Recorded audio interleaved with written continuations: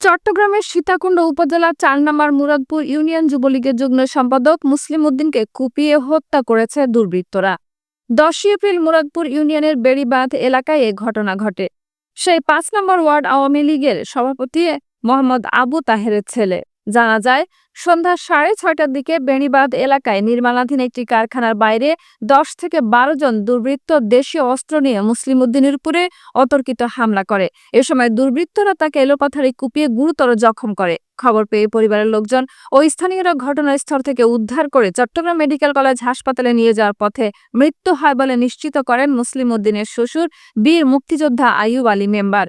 মুসলিম উদ্দিন বেড়িবাঁধ এলাকায় নির্মাণাধীন একটি কারখানায় সুপারভাইজার হিসেবে কর্মরত ছিল। বর্তমানে তার লাশ চট্টগ্রাম মেডিকেল কলেজ হাসপাতালে আছে।